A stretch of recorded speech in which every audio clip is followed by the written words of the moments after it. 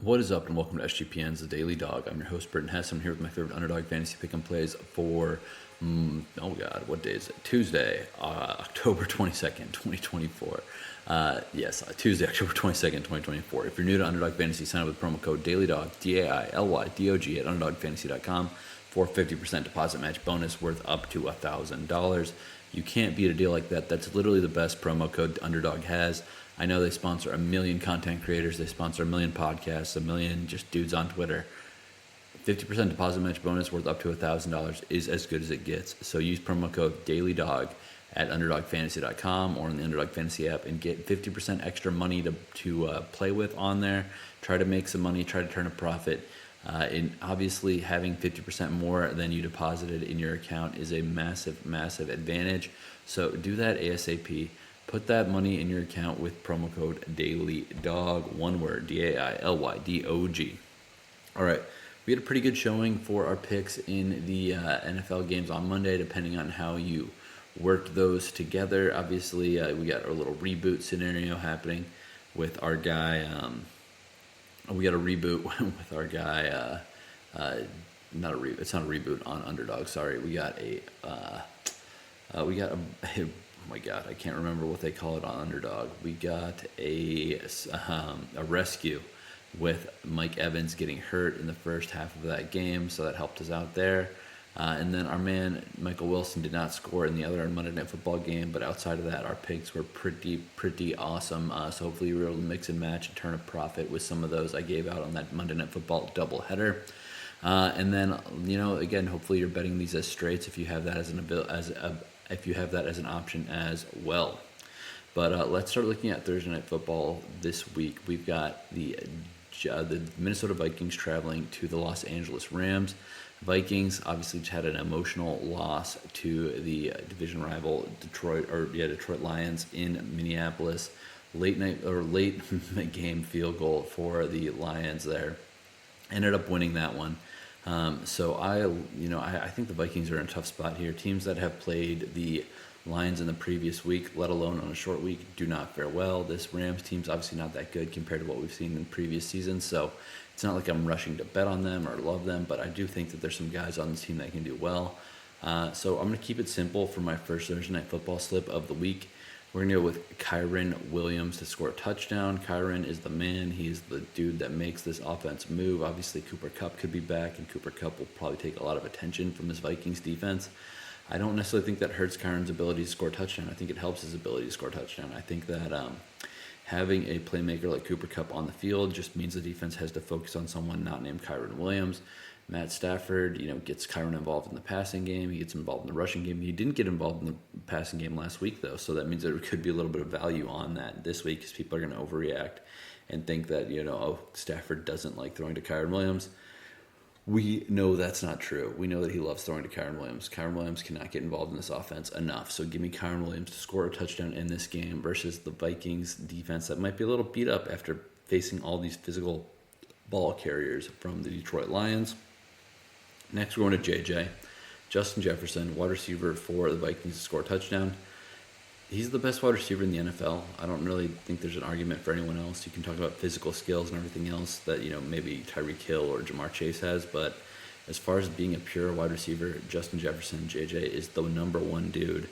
I love him to score a touchdown against this very bad or very overrated or very underpowered, however you want to phrase it, Rams defense. I don't think they're good. I think Justin Jefferson is going to be able to get the ball across the line there and score a touchdown. Last one, Matt Stafford, higher than 235.5 pass yards here. Did I mention Cooper Kupp should be back? Cooper Kupp being back unlocks the key to this passing game. 235.5 passing yards for Matt Stafford, even in his old age, is absolutely nothing. He can crush this number.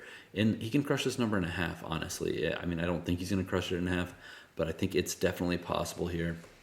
And again, Puka Nacua is still out. Cooper Kupp's been out, and he's still been okay, I guess, in the passing game. You got to worry about his protection. The offensive line is still a major liability. But physical skills for Matt Stafford are still there. 235.5 is a very low number. And again, if Cooper Kupp is back in here, I'm not saying Cooper Kupp's going to have a 150-yard game or something like that, but just having him on the field opens things up for everyone else and gives bigger windows for Matt Stafford to attack.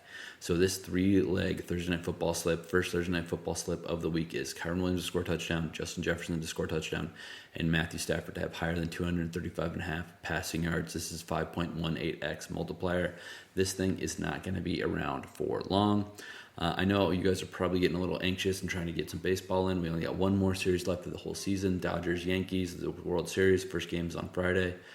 Probably going to start releasing some of those slips on Wednesday. So probably Wednesday, Thursday, Friday. We'll do 3 days leading up to that one on the Friday game. Just because it's a World Series, we got to try to get some value. But I also don't want to be, overexposing myself to that game and giving out, slips for 6 days straight before the first game happens or something like that. So, that is coming up. Keep that one on your radar.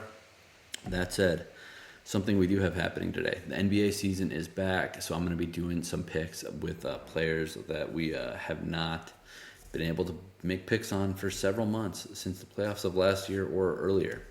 We're going to start out with Karl-Anthony Towns, higher than 2.0 3-pointers made for the New York Knicks against the Boston Celtics. Karl-Anthony Towns did not go to the Knicks to sit on the sit around, to sit under the basket to get rebounds. He's a shooter. He wants to be a 3-point shooter. He's going to do it against this team. He's going to have at least 3 3-pointers in this game. I'm calling the shot for him right now. Rest of the legs of this slip might not hit, but Karl-Anthony Towns, higher than 2.0 3-points made against the Celtics. Come on. They paid him for a reason. He's there to shoot 3-pointers. He's going to do it.